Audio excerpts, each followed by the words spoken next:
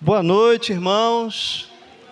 A paz do Senhor Jesus seja multiplicada em nossos corações, que essa paz governe a nossa mente, o nosso coração, guarde a nossa mente e o nosso coração, amém? Quero agradecer, por essa, mais uma vez, mais uma oportunidade de estar aqui, de poder compartilhar a palavra de Deus, de assumir essa responsabilidade. Aqui está a minha esposa, a Vanessa, me acompanhando também. Ela está com vergonha, não está nem olhando para cá.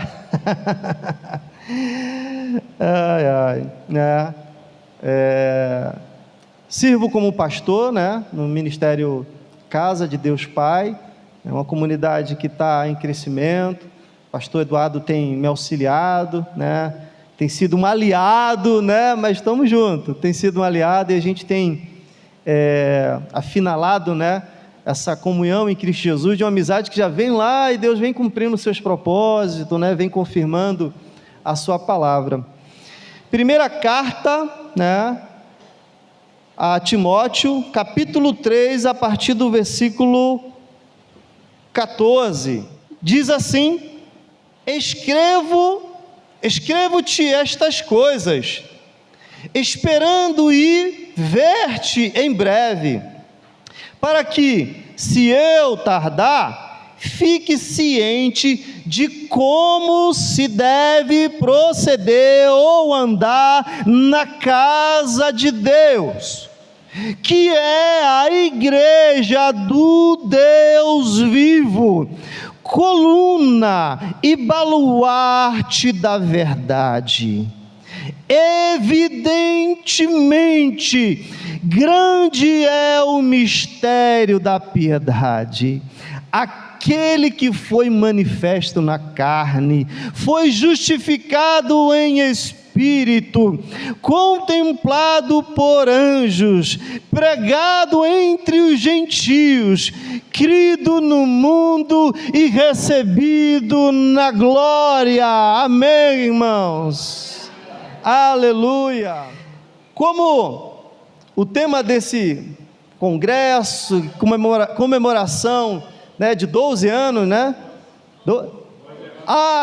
11 anos, do Ministério Casa, e o tema é da igreja militante, o mundo e as igrejas, e a igreja é o mundo.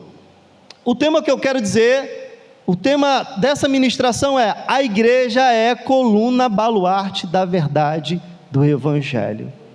Amém? Quando Paulo, ele escreve essa primeira carta ao jovem Timóteo, a igreja que ele estava liderando, nós vamos perceber que essa carta, ela tem um tom profundamente pastoral, que essa carta, ela tem um tom profético, de alerta, de trazendo luz a muitas coisas que viriam a acontecer com a igreja em Éfeso. Ela tem como um objetivo de trazer estabilidade no jovem Timóteo e a igreja que ele estava com a responsabilidade de pastorear.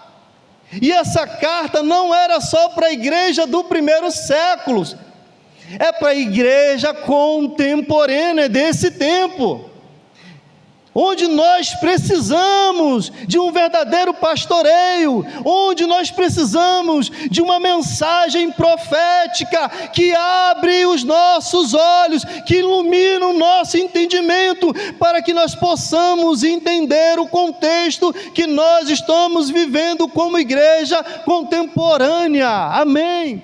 Aleluia! Essa é uma carta onde o apóstolo Paulo escreveu para o jovem Timóteo num período onde as igrejas estavam em expansão, e nessa expansão a igreja estava sofrendo pressões externas internas e pressões externas. As pressões externas é porque eles estavam dentro de um contexto de uma sociedade pagã e dentro do Império Romano, que não aceitava a exclusividade do culto ao Senhor e Rei Jesus. É um pouco semelhante ao nosso contexto atual. De certa forma, nós sofremos algumas pressões externas do contexto da sociedade que nós vivemos, de uma sociedade que tem um Deus para todas as necessidades, de governos que é totalmente anti-Deus. Mas o contexto deles, em relação a essa expressão externa, era devido à mensagem deles, porque eles acreditavam que viria um rei, um salvador literal, e que ia passar o cerol naqueles governos malignos, corruptos. A mensagem deles provocava um medo, um terror nos governantes e na sociedade. E é essa mensagem que nós devemos carregar.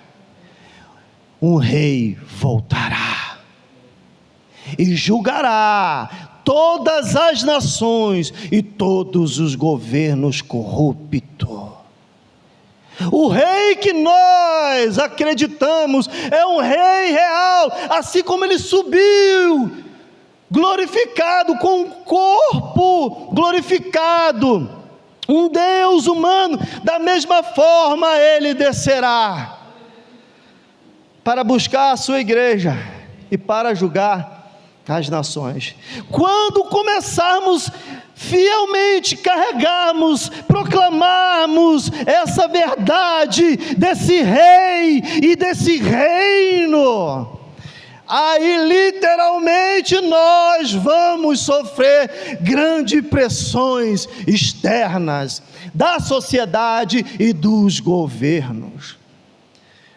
Infelizmente, o que se chama de perseguição é de muita asneira que é falado nas redes sociais, nos púlpitos, coisas sem contexto, sem texto, e as pessoas chamam de perseguição. Ah, meu Deus do céu,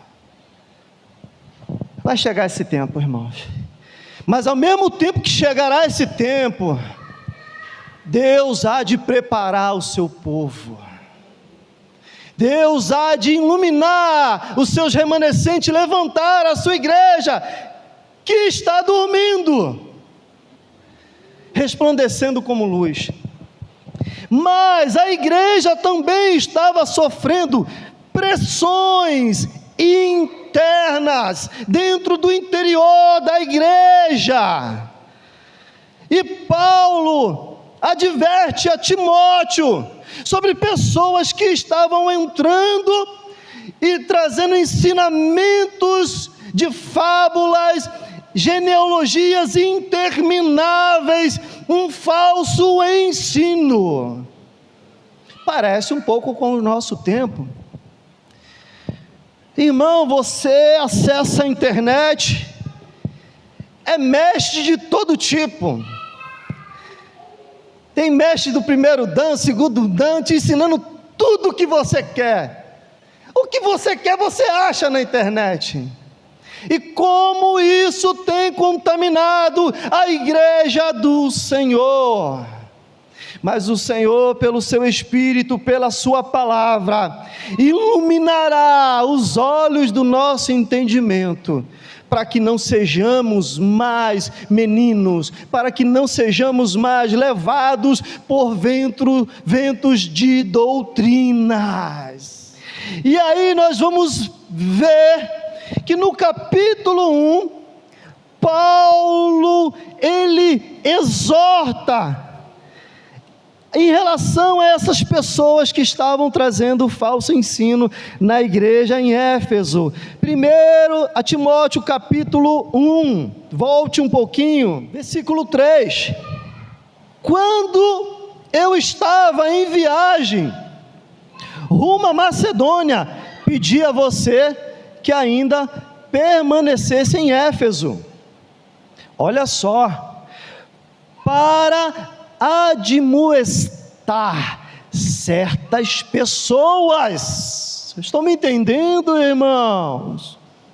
E essa admoestação é para os nossos dias, a fim de que não ensine outra doutrina, nem se ocupem com fábulas e genealogias sem fim. Essas coisas promovem discussões do que serviço a Deus na fé. Esse é o alerta para nós nesses dias. Cuidado com certos ensinos nas internet, nas redes sociais. Filtrem pela palavra de Deus, amém, irmãos? Então, irmãos, vocês percebem que essas fábulas, essas genealogias, eram ensinamentos pagãos, só provoca discussão. Fuja de discussão no trabalho, principalmente se você não tiver domínio do assunto para poder tratar do assunto com certas pessoas. Estão me entendendo, irmãos? Fuja, sabe? Nós não podemos jogar pérolas aos porcos. Existem pessoas que não vale a pena você sentar e conversar, porque você vai jogar pérolas aos porcos. Esses dias, tem alguns meses, para não mencionar nome, eu conversei com um psicólogo, ateu. Ele diz ateu, mas aquele ateu que dá uma escorregadinha assim, se apertar um pouco ele chama Jesus, rapidinho. E aí ele veio Aí algumas coisas eu falei, você está certo, mas agora você vai ver o lado positivo, que não te falaram e que você acha que não ouviu. Aquilo mexeu com a estrutura dele. Quando você vê que há pessoas que vale a pena, quando você vê que há pessoas que estão na ignorância, sabe, gaste tempo, reconheça também um aspecto negativo que tem acontecido dentro da igreja, infelizmente, para você colocar a verdade de Deus no coração dele. Então foge de discussão, irmãos, foge. Quando eu vejo que o negócio está, meu irmão, peraí, é o telefone, está ligando aqui, alguém está ligando, né? Então, Paulo vai dizendo, coisas que promovem discussões, do que serviço. Agora, se um assunto que você vai tratar vai provocar um serviço, então invista. E é interessante que essa palavra serviço, se você for extrair, né, do grego, quer dizer oikonomeo.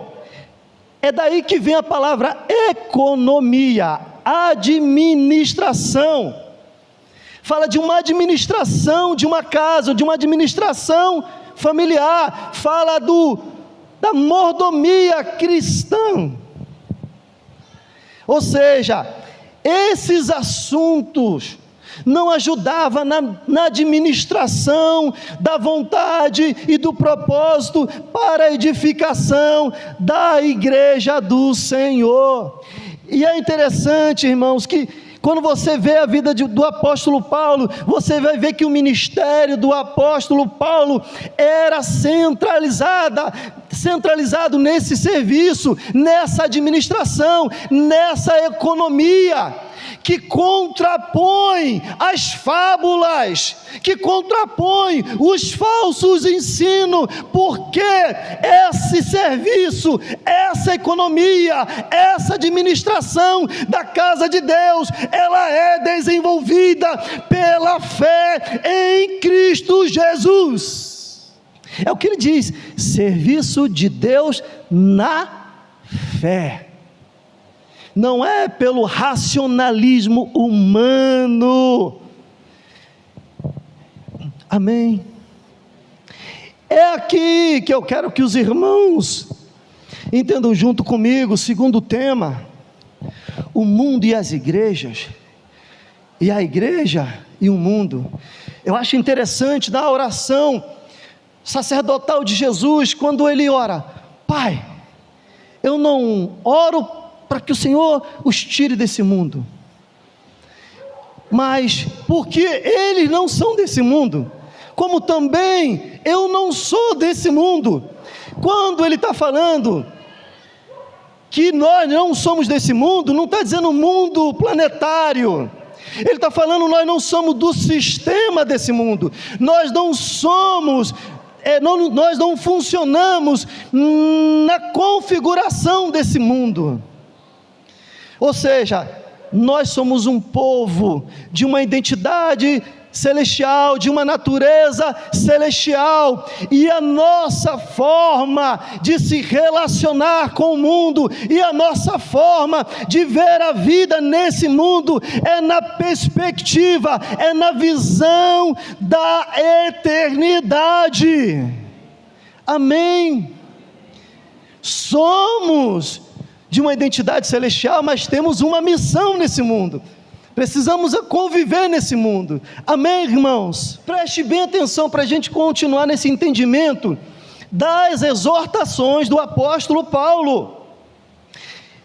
Tenham cuidado para que ninguém venha enredá-los, ou seja, para que ninguém venha aprisioná-los ou cativá-los com sua filosofia e vãs sutilezas, ou seja, assuntos vazios, conforme a tradição dos homens, conforme os rudimentos do mundo, e não segundo a Cristo. Sabe, quando você vai procurar entender o sentido da palavra, quando Paulo diz rudimentos desse mundo, essa palavra rudimento vem de um conceito, do contexto daquela época, do contexto grego, ou seja, a palavra rudimento quer dizer coisas que são organizadas de forma sequencial, ou seja, eu faço A para alcançar o B, 1 mais 1 é 2, ou seja, Paulo, o que ele está nos exortando aqui, que a nossa relação com o Evangelho não é nessa linha de retribuição, não é nessa linha de linearidade, não é nessa linha de meritocracia. Ou seja, irmãos, nós não prosseguimos na jornada cristã para alcançar algo de Cristo Jesus por nossa justiça própria, não. Nós prosseguimos na jornada cristã para conquistar aquilo que Ele já conquistou pela justiça perfeita dEle. Aleluia, irmãos. Essa linha de retribuição, essa linha de linearidade, isso era com o povo de Israel. Nós vivemos uma esperança superior. Sabe, irmãos, existem pessoas que querem amarrar Deus por aquilo que elas acham que fazem certo. E quando muitas vezes nós fazemos as coisas certas e as coisas não acontecem como a gente queria. Quando um problema vem no casamento, quando um problema vem com um filho, e aí a gente se culpa de algo que Deus nem nos culpa. E aí a gente culpa Deus de coisas que não tem nada a ver com o próprio Deus. Estão me entendendo, irmãos? O nosso relacionamento é por fé naquilo que Cristo fez na cruz do Calvário, naquilo que Ele viveu e consumou na cruz do Calvário. E esse é um tempo, irmãos, onde o Espírito de Deus está chamando o seu povo para viver, buscar aquilo que é essencial, aquilo que é suficiente, se chama Cristo Jesus. Mas há uma militância das forças das trevas para nos distrair, para que não busquemos aquilo que é essencial, aquilo que é fundamental. Ele está investindo pesado contra o povo de Deus. E aquilo que é essencial, aquilo que é fundamental, é a revelação de Deus na pessoa de seu Filho. Amém? A igreja ela é militante, mas há uma militância também no mundo espiritual. E como o inimigo tem distraído a gente com aquilo que não é essencial, com aquilo que é periférico. Você pode imaginar aí quantas coisas você poderia estar investindo mais no reino de Deus e você está perdendo tempo com aquilo que não é essencial. Voltando lá para o texto, 1 Timóteo capítulo 3, versículo 14 e 15. Escrevo estas coisas, esperando ver-te em breve, para que, se eu tardar, fique ciente de como se deve proceder na casa de Deus. O que é a casa de Deus? Que é a igreja do Deus vivo, coluna e baluarte da verdade. Amém. Paulo aqui, ele está usando duas linguagens de figuras para levar a igreja a um senso de responsabilidade, para levar a igreja a um temor e tremor de como se deve proceder na casa de Deus. E ele usa a figura coluna. Oh meu Deus, quantas colunas fizeram aqui? Você percebe que as colunas que não estão sendo vistas, né? Elas estão sustentando e estavam sustentando um processo de edificação, que está sendo ainda concretizado ainda. Então, coluna é algo que sustenta uma construção, uma estrutura. Baluarte é algo que protege, é algo que defende. Se você pesquisar, você vai ver que é uma obra militar que tem com o intuito de trazer uma fortaleza, proteger aqueles que estão dentro de um baluarte. E algo que a gente precisa entender, ficar bem claro: não é a igreja que define ou estabelece o que é a verdade. Vocês estão me entendendo? Não somos nós que definimos o que é a verdade. A igreja, ela é a guardiã, a defensora da verdade revelada por Deus em Cristo Jesus. É aqui que nós entendemos o papel de uma igreja militante: é guardar, é defender a verdade do Evangelho em Cristo Jesus. Não é lutar por direitos políticos, ideológicos, mas é ser uma referência como coluna. Pode estar chovendo canivete, nós estamos fincados como coluna, sustentando a verdade de Deus em Cristo Jesus. Nós somos essa fortaleza defensiva. Aleluia, irmãos. Essa é a nossa responsabilidade, irmãos. Isso não é para líderes, isso é para toda a igreja, irmãos.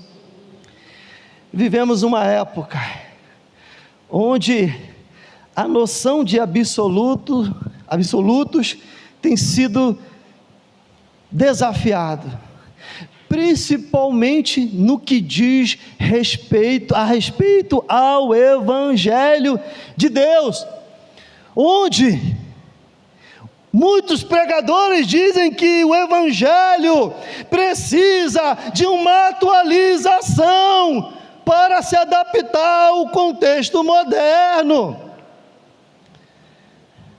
onde o que é certo e o que é errado é definido pela experiência egoísta, pessoal. É o que eu sinto é bom, e pelo contexto social.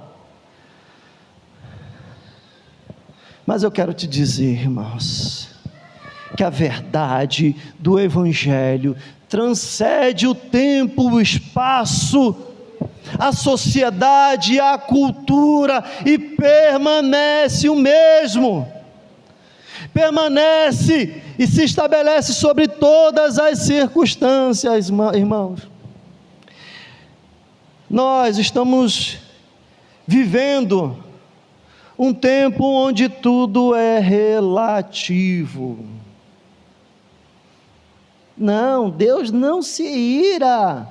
A gente lemos um texto no início do culto: a ira de Deus sobre os filhos da desobediência. Não, não é relativismo, é isso. Não é bem assim. Não, Deus não se ira. É porque a gente quer comparar a ira de Deus à nossa ira. A nossa ira é suja, é caída,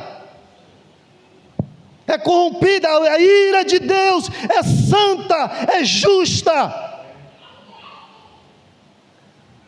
Amém, irmãos? Nós precisamos aprender a andar com temor e tremor na casa de Deus.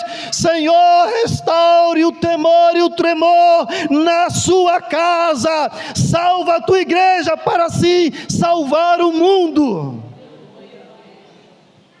Nós queremos que o mundo perdido se salve, mas a igreja, em boa parte, está perdida nesse mundo. E quando eu falo de Deus salvar a sua igreja, eu não estou falando de salvação da eternidade, não, mas nos salvar desse mundo corrupto. Pedro mesmo profere essas palavras lá no derramamento do Espírito, em Atos capítulo 2. Então, irmãos, que o Senhor nos dê um coração que corresponda às verdades dele contida nas sagradas Escrituras. Nós nunca teremos um testemunho adequado como coluna e baluarte se a gente não tivermos uma visão adequada da vontade de Deus revelada em Cristo Jesus. Sabe como eu e você podemos ter uma visão adequada? Através das sagradas Escrituras. Voltem a ler e a meditar nas Escrituras. Oh, irmãos, leiam e releiam esse livro, irmãos. Já estou mais de 20 anos, parece que eu leio a primeira vez as Escrituras, meu Deus do céu. Ela sabe. Oh, irmãos, não sejam cativados, não fique preso ao que tem se postado aí nas redes sociais, irmãos. Cai quem quer. Você tem caído porque você quer. Cai quem quer, porque já está tudo aqui registrado nas Sagradas Escrituras, irmãos. Amém, irmãos? Capítulo 3 de novo, finalizando, agora o versículo 16. Então, irmão, nossa militância não é por direitos, não é por direito, é em sustentar a verdade, é em proteger essa verdade, é em defender essa verdade, é saber, como Pedro fala, responder com mansidão. Ou eu vejo em podcast, entrevista, o cara chega e espuma. Como é que a pessoa que está ouvindo vai ver Cristo? Amém, irmãos? Vamos lá, versículo 16. Evidentemente, grande é o mistério da piedade. Aí eu lembro dos irmãos pentecostais. É mistério, irmão. Fala para o teu irmão aí, é mistério, irmão, o que está acontecendo hoje. Oh, glória! É mistério. Sabe, irmãos, a palavra aqui, mistério, o que Paulo está contrapondo a todo o contexto bíblico aqui, ele está falando grande é o mistério da piedade. Ele está falando, olha, esse mistério é algo em Deus que não pode ser alcançado por uma mente caída, por uma mente corrompida. Mistério é algo em Deus que pode ser alcançado por aqueles que têm o Espírito de Deus, por aqueles que têm a mente de Cristo Jesus.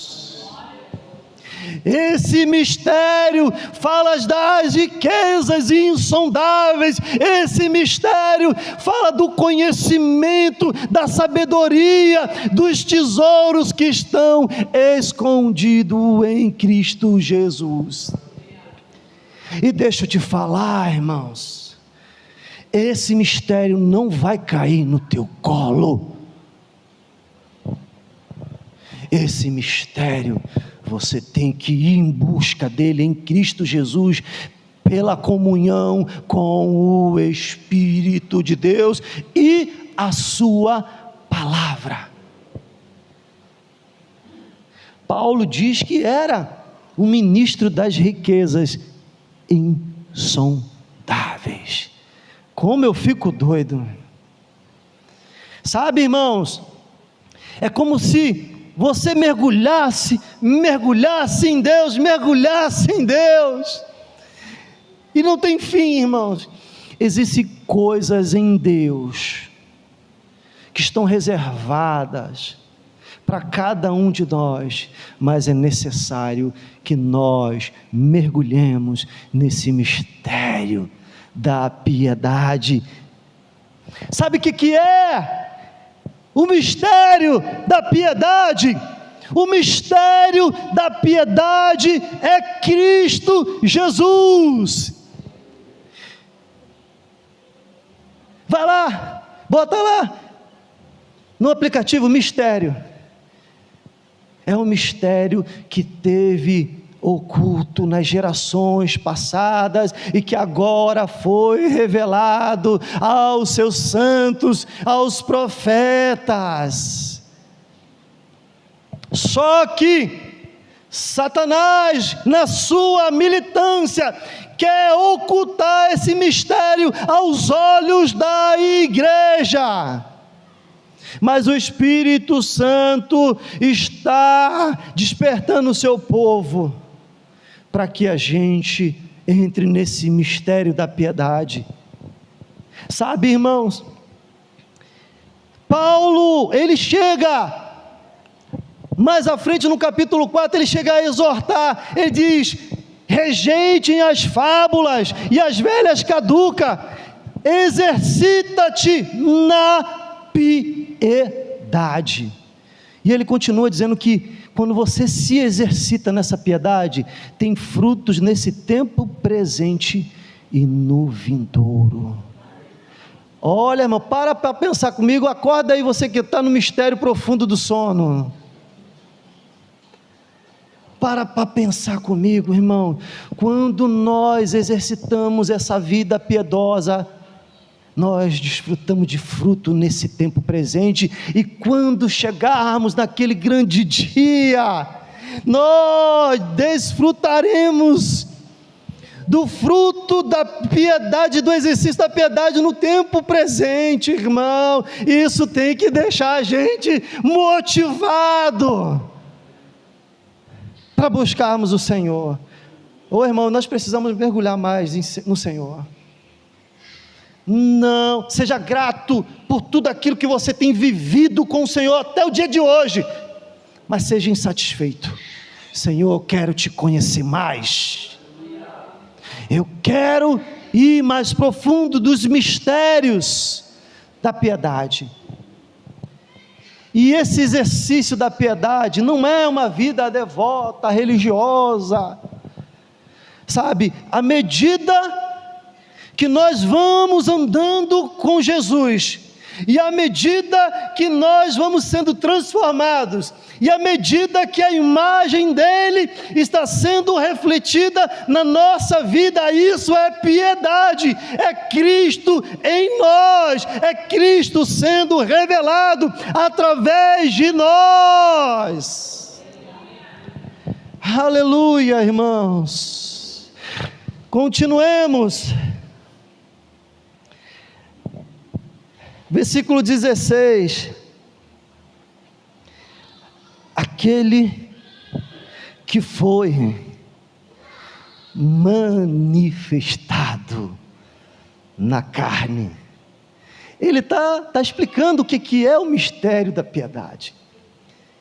Ele está falando que aquele que era o verbo, era aquele que estava com Deus, se encarnou e andou no nosso meio.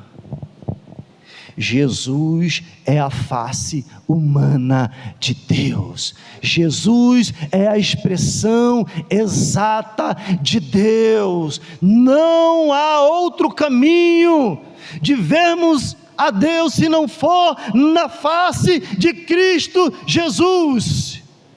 Jesus é o Deus humano encarnado, que tomou forma humana, justificado em espírito. Ele tomou forma humana e foi justificado no espírito. Foi ele que viveu uma vida justa, uma vida perfeita. Não existe salvação em outro nome a não ser Cristo Jesus. Ninguém viveu a vida justa como Jesus. Ele viveu uma vida justa no espírito, na alma e no corpo. E somente um homem que viveu perfeitamente no espírito, na alma e no corpo, pode salvar o nosso espírito, pode salvar a nossa alma, pode salvar o nosso corpo e nos dar um corpo glorificado. Aleluia, aleluia, irmãos. Somente Ele, contemplado por anjos, Ele era e é aquele que os anjos olhavam lá do reino dos céus, contemplando a vida perfeita dele, humana dele. Ele é que foi contemplado pelos anjos quando foi assunto aos céus, irmãos. Pregado entre os gentios, querido no mundo, e recebido na glória. E recebido na glória. Ele é o nosso fiador. Ele é a nossa garantia. Não é o que eu faço ou deixo de fazer. É Ele. É Ele, irmãos. Irmãos, se nós queremos funcionar como casa e família do Deus vivo, para o seu mover aqui na terra, como coluna e baluarte da verdade, nós precisamos aprender a andar na casa de Deus, com temor e tremor, conforme as orientações nas sagradas Escrituras. Que Deus nos dê um coração que corresponda à sua palavra, irmãos. É tempo de a gente chorar e pedir ao Senhor que restaure o testemunho dele na sua casa, irmãos. A casa dele somos nós. Será se você acredita que Deus está aqui? De fato. Será se você acredita que Ele está andando aqui? De fato. Será se você vem com essa expectativa? Eu vou na casa de Deus, porque Ele diz, onde 2 ou 3 tiver meu nome, ali eu estarei. Ele é aquele que anda pelos castiçais, que é a igreja. Ele é um Deus presente. Reflita. Amém, irmãos? Coloque de pé, por gentileza. Feche seus olhos e medite, reflita no que foi compartilhado. Não jogue sua responsabilidade para a liderança. Não jogue a sua responsabilidade sobre aqueles que têm dado mau testemunho. É muito fácil. Assuma a sua responsabilidade. Pai, tem misericórdia de nós, Senhor. Na tua ira, lembra da tua misericórdia, Senhor. E pedimos que haja um despertamento espiritual, Senhor, onde possamos nos levantar do sono espiritual, Senhor, e resplandecer como luz nas trevas desse mundo, Senhor. Eu oro para que nesses dias, Senhor, o Senhor, pelo seu Espírito, traga uma consciência da sua presença na tua casa e no mundo, Senhor, onde pessoas sejam convencidas do pecado, da justiça e do juízo, e sejam conduzidas para o arrependimento, para a vida, Senhor. Começa na tua casa, para assim alcançar o mundo, Pai. Traga um novo tempo para o Ministério Casa, Senhor, onde a percepção da tua presença, onde o temor e o terror da sua glória caia sobre esse lugar, e nós possamos servir a Ti com o coração contrito e quebrantado, Senhor. Aviva a Tua obra, Senhor, é o que nós te pedimos, em nome do Teu Filho Jesus Cristo. Amém, Senhor. Amém, Senhor.